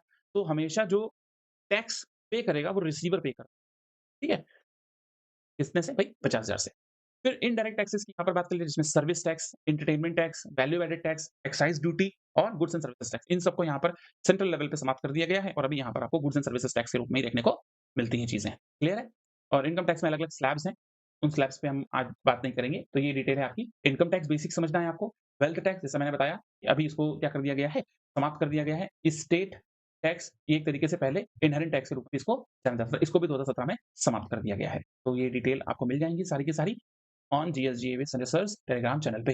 कॉर्पोरेट टैक्स, अब इसमें भी क्या होता है, आपका एसटीटी, अभी रिसेंटली यहाँ पर गवर्नमेंट ने एसटीटीज़ को यहाँ पर क्या किया गया है, कुछ चेंज हुए हैं और ये एसटीटीज़ खास करके इसमें भाई जो आपकी शेयर मार्केट है, इसमें आप किसी तरीके से भी शेयर परचेज़ करते हैं, शेयर लेते हैं, उसको बेचते हैं, ठीक है? और खास करके फ्यूचर एंड ऑप्शंस में, खास करके किसमें? क्योंकि इससे क्या हो रहा है, बहुत तेज़ी से आप देख रहे होंगे कि एफआईआई, फॉरेन इंस्टीट्यूशनल इन्वेस्टमेंट जो है, भारत में इन्वेस्ट करते हैं, लेकिन किसी तरीके से भी यहाँ पे क्या होता है, भारत के अंदर किसी प्रकार की अनिष्टा दिखाई देती है, या अभी डोनाल्ड ट्रम्प जब से आए हैं तो टैरिफ एक तरीके से भारत पे 50% यहाँ पर कर दिए हैं। पहले तो 25% वो पहले लेके आए और रशिया से हम जब ऑयल परचेज़ कर रहे थे तो उसका हम पे और थोप दिया 25%, तो अभी 50% यहाँ पर टैरिफ चल रहा है। इसके तहत यहाँ पर देखने को क्या मिल रहा है कि पिछले कुछ सालों से इंडिया में जो फॉरेन इंस्टीट्यूशनल इन्वेस्टमेंट है, जो बाहर से जो इन्वेस्टमेंट आता है, वो बहुत ज़्यादा ही कम हो रहा है। जिसके तहत यहाँ पे देखा जाता है कि थोड़े समय के लिए जब इंडिया की मार्केट बूम कर रही होती है, तभी यहाँ पर एफएनओ में वो इन्वेस्ट करते हैं और बाहर निकल जाते हैं। सरकार ने यहाँ पर क्या किया है कि एसटीटी में, सिक्योरिटी ट्रांजैक्शन टैक्स में यहाँ पर चीज़ों को यहाँ पर क्या किया, गवर्नमेंट ने चेंज किया है, जिसको यहाँ पर सरकार ने इस समय बढ़ा दिया है। ये आपको देखने को मिलेगा। आई hope this must be clear कि डायरेक्ट डायरेक्ट टैक्सेस में तो नहीं, कॉर्पोरेटिव टैक्स में यहाँ पर आपको चेंजेस आपको देखने को मिले हैं। यस, फ्यूचर्स में अप्रॉक्सिमेटली अगर बात करूँ मैं, तो जो कि 0.02 था, उसको बढ़ाकर 0.05 कर दिया गया है, ठीक है? और ऑप्शंस में इसको बढ़ाकर, जो कि पहले 0.10 था, परसेंट में अगर बात करोगे तो ये 0.15% यहाँ पर कर दिया गया है। क्लियर है? चलिए, ठीक है? तो ये इतने तक के आपके अलग-अलग टैक्स के डिविजन्स हो जाते हैं। कैपिटल गेन टैक्स, ऑब्वियस सी बात है, आप जो भी कैपिटल, अगर एलटीटी वो तो अलग ही हो गया, आप लॉन्ग टर्म अगर सेव करते हो, तो उसमें आपको टैक्स देना पड़ता है, ठीक है? तो ये अलग-अलग एग्ज़ाम्पल आपके सामने आपको देखने को मिल रहे हैं, इसको आप स्क्रीनशॉट कर सकते हैं चाहे तो। Income tax, wealth tax, estate tax, ये अलग-अलग आपको जो है टैक्सेस देखने को मिलेंगे। आई hope this must be clear. ये एक इन्फोग्राफिक्स आपके सामने है, type of taxes in India, wealth tax, estate tax, ठीक है? मैट, कैपिटल गेन, ये इस तरीके से आपको चीज़ें देखने को मिलती हैं। Type of taxes, income rate tax आज नहीं बताऊँगा आपको। अच्छा, ये वो तरीका है जहाँ से क्या होता है, इनकम टैक्स को यहाँ पर लोग बचा लेते हैं। अलग-अलग इन्वेस्टमेंट करते हैं ना, जैसे कि पब्लिक प्रोविडेंट फंड में इन्वेस्टमेंट कर देते हैं, national saving certificate, Sukanya Samriddhi योजना, यहाँ पर टैक्स इन्वेस्टमेंट से क्या होता है, टैक्स में छूट जाती है। जो टैक्स कटता है वहाँ से, जैसे एएलएस में इक्विटी लिंक्ड सेविंग स्कीम, या फिर आपका यूलिप जिसको बोलते हैं, यूनिटी लिंक्ड इंश्योरेंस प्लान, ठीक है? 5 साल के लिए पोस्ट ऑफिस में फिक्स डिपॉज़िट कर देना, ठीक है? इस तरीके से टाइम डिपॉज़िट, फिक्स डिपॉज़िट, फिर एलआईसी में डिपॉज़िट कर देना, ठीक है? इस तरीके से यहाँ पर जो है लोग यहाँ पर क्या कर देते हैं, बचा लेते हैं अपना tax. Goods and services tax थोड़ा बात करूँगा, ये एक प्रकार का इनडायरेक्ट टैक्स है, 2014 में इसको इंट्रोड्यूस किया गया था और कॉन्स्टिट्यूशनल अमेंडमेंट 122 बिल था इसका, अप्रूव इसको 2016 में किया गया था थ्रू 101 अमेंडमेंट। ध्यान रखना, 101 अमेंडमेंट के थ्रू इसको यहाँ पर इंट्रोड्यूस किया गया। अगर बात करोगे, सबसे पहली बार तो इसको फ्रांस के द्वारा लाया गया था, फ्रांस के द्वारा, ठीक है? लेकिन इंडिया ने जो मॉडल अपनाया है, वो कनाडा का मॉडल अपनाया है, ये आपको पता होना चाहिए। इसीलिए यहाँ पर बात करी जाए तो 1 जुलाई को हम यहाँ पर क्या मनाते हैं, 1 जुलाई 2017 से हम मना रहे हैं यहाँ पर। मैक्सिमम स्टेट ने इसको एक्सेप्ट कर लिया था 1 जुलाई को, इसीलिए हम 1 जुलाई को जीएसटी डे के रूप में यहाँ पर मनाते हैं। और क्या-क्या मनाते हैं 1 जुलाई को, कमेंट बॉक्स में रिप्लाई कर दीजिएगा। नेक्स्ट, अब होता क्या है, इसमें 3 टाइप होते हैं, आईजीएसटी, सीजीएसटी और आपका एसजीएसटी। सीजीएसटी जो सेंट्रल लेवी करता है, सेंट्रल लेके चला जाता है। जैसे एक्साइज ड्यूटी पहले लगाता था, वो सर्विस टैक्स लगाता था, अब वो ना लगा के सीधे सीजीएसटी लगता है, ठीक है? पहले स्टेट्स वैट लगाते थे, लग्जरी टैक्स लगाते थे, उन सबको हटाकर अभी वहाँ पर एसजीएसटी लगता है, स्टेट गुड्स एंड सर्विसेज। फिर आता है इंटीग्रेटेड, ठीक है? ये एक स्थान से, एक स्टेट से दूसरे स्टेट जब जाता है, किसी प्रकार का गुड या सर्विसेज होती है, उसमें हम लोग यहाँ पर लेवी करते हैं integrated goods and services. Clear है? आई होप बेसिक बेसिक चीज़ों में यहाँ पे समझाते हुए चल रहा हूँ आपको। इसके बाद जो नेक्स्ट चैप्टर, नेक्स्ट टॉपिक आएँगे, उसमें मैं और डिटेल से आपको जो करंट सिनेरियो में बजट आया है ना, उसको यहाँ पे बताऊँगा, क्योंकि ये बेसिक्स बहुत सारे बच्चों को नहीं पता होते हैं, बेसिक्स क्लास से चीज़ों को नहीं पता होती हैं। तो अभी आप देखोगे तो पहले आपके थे कितने भाई, 4 स्लैब हुआ करते थे, ठीक है? ये तो अभी रिसेंटली किया गया है, ठीक है? पहले आपके 4 स्लैब हुआ करते थे, ठीक है? कौन-कौन से हुआ करते थे? 5, 12, 18 और यहाँ पर आपका 28 और 40। रिसेंटली यहाँ पर ये कहा गया है गवर्नमेंट के द्वारा, रिसेंटली अभी आपको पता होगा कि सितंबर-अक्टूबर में गवर्नमेंट ने यहाँ पर क्या किए थे, 12 और 28 को यहाँ पर क्या कर दिया, एबॉलिश कर दिया और उनके प्लेस पे यहाँ पर गवर्नमेंट लेके आ गई थी क्या? गवर्नमेंट लेके आ गई थी 5, 18 और 14, ठीक है? मिनिमम यहाँ पर 5 लगाया जाएगा और 18, ठीक है? और अभी यहाँ पर सिन गुड्स जितने भी हैं, यहाँ पर सिन गुड्स जैसे कि टोबैको प्रोडक्ट्स और लग्ज़री कार्स, उन पे यहाँ पर 40% जीएसटी इंट्रोड्यूस किया गया। आई hope this must be clear. अब इस जीएसटी के अंदर एक काउंसिल होती है जिसका आर्टिकल होता है 279 ए क्लॉज़ ए, जिसमें चेयरपर्सन होते हैं और अदर मेंबर्स होते हैं जिस काउंसिल के अंदर, और इसके जो हमेशा अध्यक्ष होंगे वो फाइनेंस मिनिस्टर आपको देखने को मिलते हैं और जो अदर मेंबर होते हैं वो सीएम या उस स्टेट के रिस्पेक्टिव फाइनेंस मिनिस्टर आपको देखने को मिलते हैं। इसमें अगर आप बात करोगे तो 1/3 सेंट्रल गवर्नमेंट का शेयर रहता है, 2/3 जो मेजॉरिटी रहती है वो स्टेट जो डिफरेंट स्टेट से आते हैं उनकी मेजॉरिटी आपको देखने को मिलती है और जो डिसीजन लिया जाता है वो 3/4 मतलब 75% पे यहाँ पर लिया जाता है। ठीक है? जैसे जीएसटी ये सारे टैक्सेस को यहाँ पर क्या कर दिया गया? सब्स्यूम कर दिया गया और इनके प्लेस पे क्या ला दिया गया अब? यहाँ पर आपको देखने को मिलेगा 1 सेकंड हाँ, ये सारे टैक्स को सब्स्यूम करके सीधे जीएसटी लाया गया। अभी यहाँ पर आप देखोगे तो 518 और 40 आपको देखने को सिन गुड्स के रूप में देखने को मिलेंगे, लग्जरी गुड्स और आपको यहाँ पे देखने को टोबैको यहाँ पे देखने को मिलेगा। तो ये एग्जाम्स कहाँ-कहाँ पर जीएसटी नहीं लगता है, पेट्रोलियम प्रोडक्ट्स हो गए, लिकर हो गए, टोबैको हो गए, ठीक है? ठीक है? ये टोबैको पे 40% आपको दिया जा चुका है। क्लियर है? स्टैम्प ड्यूटी, इलेक्ट्रिसिटी रेट, ठीक है? जीएसटी नंबर क्या होता है, जीएसटी बिल, ई-वे बिल क्या होता है, ये आप कमेंट बॉक्स में यहाँ पर रिप्लाई कर सकते हैं। इस स्लाइड में है, ऐसा नहीं कि नहीं है। अच्छा, आज से जीएसटी नहीं, वाजपेयी गवर्नमेंट ने इसको इंट्रोड्यूस किया मतलब एक तरीके से इसका रखा था, ठीक है?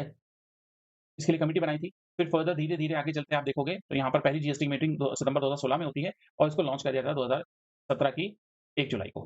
ठीक है? तो ये हिस्ट्री ऑफ जीएसटी आपके सामने भी यहाँ पर आ गई है और ये डिटेल है जीएसटी इसको वन नेशन वन टैक्स के रूप में जाना जाता है। इसके आने से excise duty, value added tax और services tax and other luxury tax, entertainment tax भी यहाँ पर जो है समाप्त कर दिए गए। और इससे क्या खत्म हुआ है? डबल टैक्सेशन जो दोहरे कर लगते थे, कैस्केडिंग इफेक्ट एक से यहाँ पर मल्टीपल ऑफ टैक्सेस यहाँ पर लगते थे, उनको समाप्त किया गया है अकॉर्डिंग टू द ठीक है? अभी यहाँ पर आप देखोगे तो 12% 28% समाप्त कर दिया गया है, 12% 28% यहाँ पर समाप्त कर दिया। तो ये पूरा आर्किटेक्ट यहाँ पर मैं आपसे डिस्कशन कर चुका हूँ। जीएसटी काउंसिल में जीएसटी काउंसिल और जीएसटी एंड जीएसटी नेटवर्क जो होता है, वो भी यहाँ पर अल्टीमेटली बनाया गया। जीएसटी नेटवर्क की सारी डिटेल, ठीक है? आप इसमें आज आपको इसको नहीं पढ़ाना है मुझे, ये बेसिक इतना जीएसटी नहीं आता है, ठीक है? चलिए एंड यहाँ पे ये जीएसटी काउंसिल है, डिटेल में ये वे बिल है, कमेंट बॉक्स में आप रिप्लाई करते रहिएगा। तो बेसिक मैंने आपको यहाँ पर पढ़ा दिया, GST network, okay, RFID, FASTag, ठीक है। अब जीएसटी कलेक्शन थोड़ा बता देता हूँ मैं आपको। 2021 से अगर बात करूँ सारा डेटा मेरे पास रखा है 22, 23, 24 क्योंकि मैं उतने समय से पढ़ा रहा हूँ, ठीक है? तो अभी रिसेंटली अगर आप बात करोगे तो सारा डिटेल आपके सामने है। अप्रैल से लेके लास्ट दिसंबर तक 1.175 यहाँ पर जीएसटी कलेक्शन रहा, ठीक है? तो ये भी बात गवर्नमेंट के द्वारा बताई गई है। ये जीएसटी कलेक्शन आपका अप्रैल में रहा, उसके बाद में आप देखोगे तो सितंबर, अक्टूबर और नवंबर में यहाँ पर घटता हुआ भी नज़र आया क्योंकि यहाँ पर गवर्नमेंट ने यहाँ पर क्या किया था भाई 12% और 18% जीएसटी टैक्स को यहाँ पर हटा दिया था। 5 और फिर आपके 28, ठीक है? सॉरी 5 और 12 और 28 को हटा दिया था, 5, 18 और आपका 40% के रूप में इंट्रोड्यूस किए गए थे, ठीक है? तो ये आपके सामने है डिटेल, क्लियर? अभी एस्टिमेटेड इतना है अप्रैल से दिसंबर तक इतना कलेक्शन हुआ है जो कि 17.4 आपको लाख करोड़ रुपए में देखने को मिलेगा। ईयर ऑन ईयर यहाँ पे जीएसटी यहाँ पर बढ़ रहा है, सरकार बता रही है भाई इंडस्ट्रीज काम कर रही हैं इतना, इस वजह से तो टैक्स कलेक्शन बढ़ रहा है, एम्प्लॉयमेंट हो रही है, इस वजह से तो बढ़ रहा है यहाँ पे अकॉर्डिंग टू द गवर्नमेंट, ठीक है? बट बहुत ज़्यादा इनइक्वालिटी भी यहाँ पर जो है इंट्रोड्यूस हो रही है, बढ़ रही है।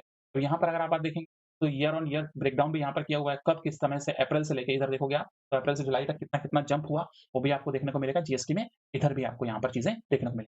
क्लियर है? बेसिक टर्म आज का जो टॉपिक है बेसिक जो आपको पढ़ाने का है, वो बजट के बेसिक्स यहाँ पर बताने का था। तो इसके साथ में जीएसटी में बात करेंगे तो आपको क्या देखने को मिलेगा? इतने सारे जो सेंट्रल लेवल पे टैक्स होते हैं, वो जीएसटी में सब्स्यूम हो गए, मतलब जो सेंटर के टैक्स होते हैं, ठीक है? वो यहाँ पर इंट्रोड्यूस हो गए और ये होते हैं स्टेट के टैक्स जो कि स्टेट गवर्नमेंट लगाती है, उनके टैक्स भी यहाँ पर अब अल्टीमेटली सब्स्यूम हो गए। नॉन टैक्स अगर बात करोगे तो इंटरेस्ट से आते हैं, नॉन टैक्स अगर बात करोगे डिविडेंड से, लाभांश से आता है सरकार के जो डिविडेंड्स थ्रू आरबीआई है, पीएसयूज़ है, वो भी तो कमा के देते हैं ना सरकार की जितने भी यहाँ पर कंपनियाँ हैं, सरकार के जितने भी पीएसयूज़ हैं, पब्लिक सेक्टर अंडरटेकिंग एंटरप्राइजेज़, ठीक है? वो भी कमा के देती है सरकार को, आरबीआई देता है, बैंक देते हैं, ठीक है? तो वहाँ से डिविडेंड आते हैं, ठीक है? चालान है, पेनल्टी है, ये भी आपका और गवर्नमेंट जहाँ-जहाँ पे इन्वेस्टमेंट करती है तो उनके इंटरेस्ट भी आते हैं, सरकार ने उनको यहाँ पर लोन देके रखा है, उनसे इंटरेस्ट भी आता है, क्लियर है? तो ये आपके नॉन टैक्स रेवेन्यूज़ आपके सारे के सारे डिटेल में, ठीक है? I hope this must be clear. Disinvestment यहाँ पर हमने कवर कर लिया।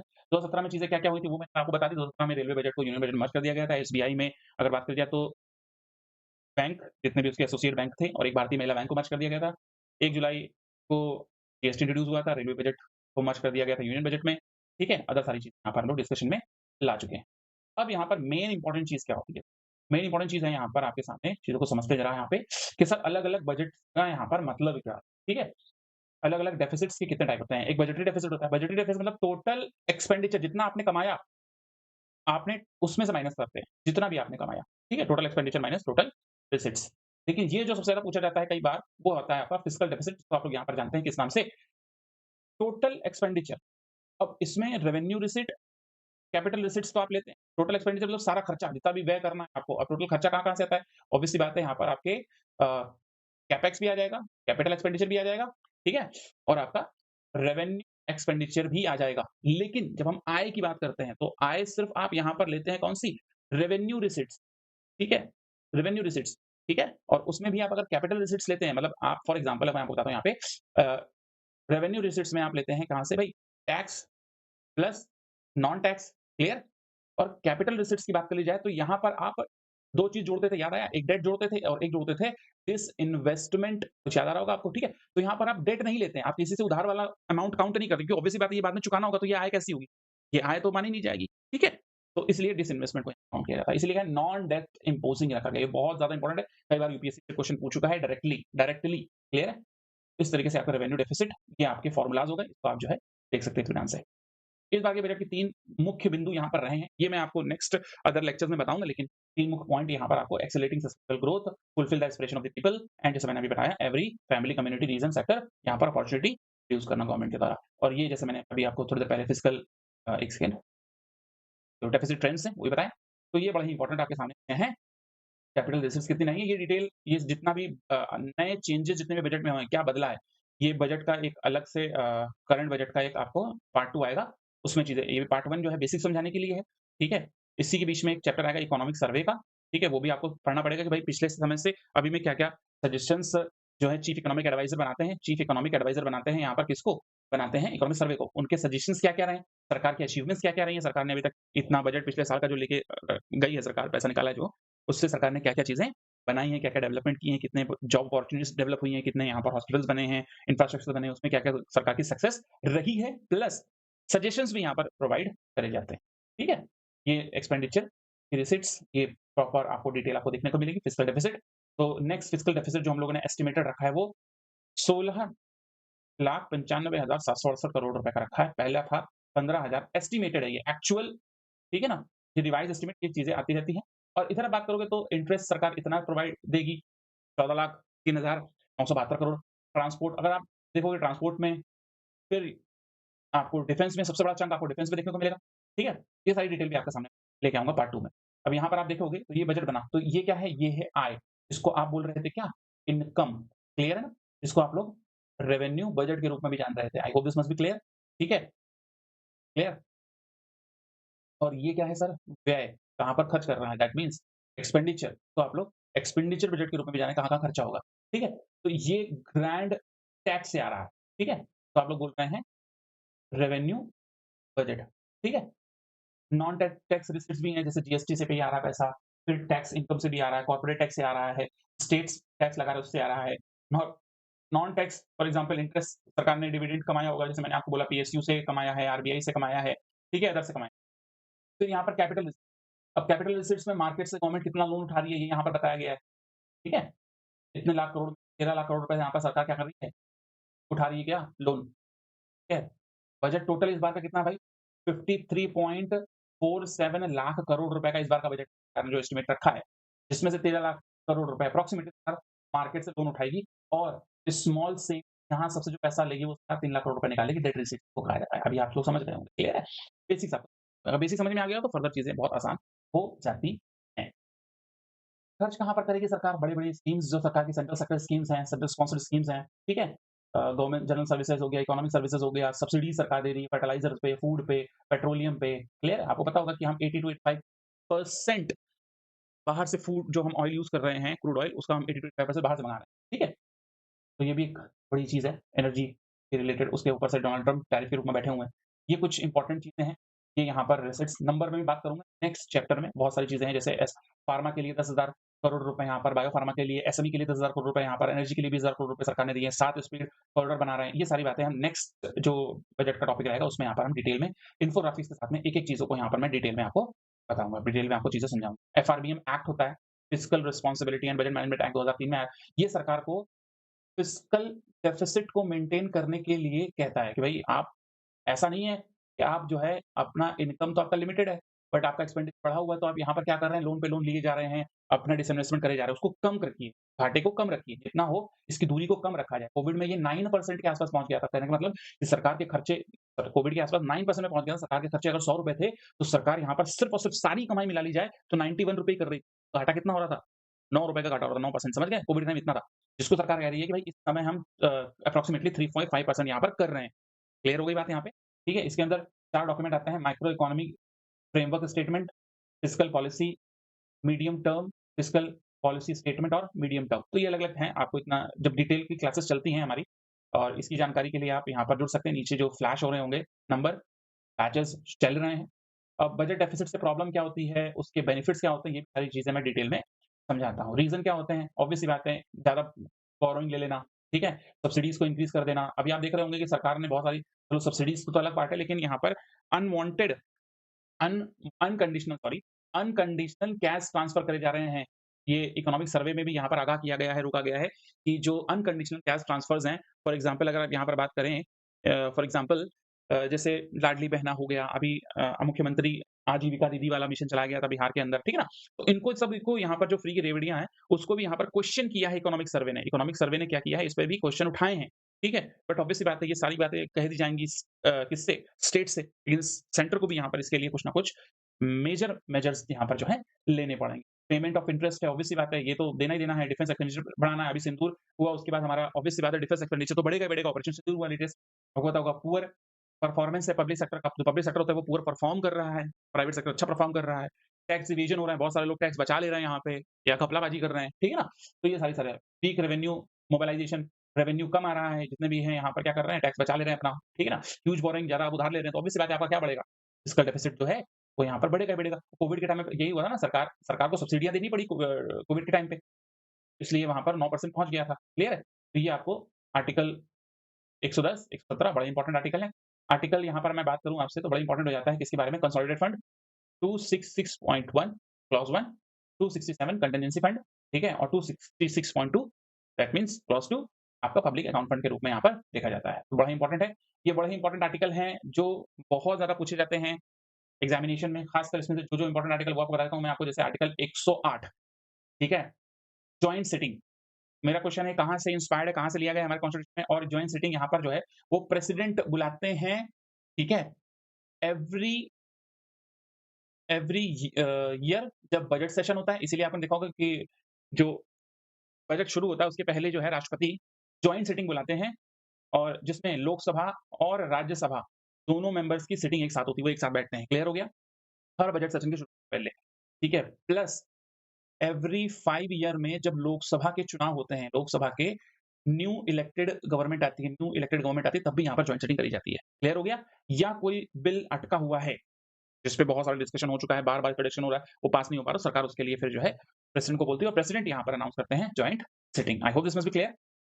नेक्स्ट आर्टिकल 110 जो कि यहाँ पर आता है मनी बिल के बारे में, आर्टिकल 112 जो कि अभी हम लोग बजट के बारे में बात कर चुके हैं, एनुअल फाइनेंशियल स्टेटमेंट, और फर्दर अगर यहाँ पर बात करें 114 आर्टिकल को एप्रोप्रिएशन बिल या अनियंत्रित विधेयक के रूप में है, article 115 supplementary addition and grants पूरक अतिरिक्त और अतिरिक्त अनुदान, article 116 vote on account, vote क्या है, क्लियर है? आर्टिकल 123 जो कि बड़ा इंपॉर्टेंट है, ठीक है? आई होप आपको बेसिक चीज़ें समझ में आई होंगी, और ये जितना भी बेसिक मैंने बताया है ये बजट से रिलेटेड है और ये आपका एक बेसिक्स क्लियर कर रहा होगा। नेक्स्ट जो ये बजट का था आपका पार्ट 1, नेक्स्ट जो लेक्चर आपका आएगा वो आएगा इकोनॉमिक सर्वे पर, जो आपको बताएगा कि सरकार को क्या सजेशन मिले हैं, और फिर जो नेक्स्ट लेक्चर इस पे आएगा वो बजट पे होगा, और वो थोड़ा ये नेक्स्ट चैप्टर्स जो होंगे वो थोड़ा छोटे होंगे। उसका रीज़न क्या है, क्योंकि चीज़ें बेसिक जब समझाई जाती है तो वो लंबा हो जाता है। I hope this must, so thank you for watching this, and do like, comment and share and subscribe the channel. Thank you. Thanks a lot. God bless you all. Bye bye and take care. Enjoy your day.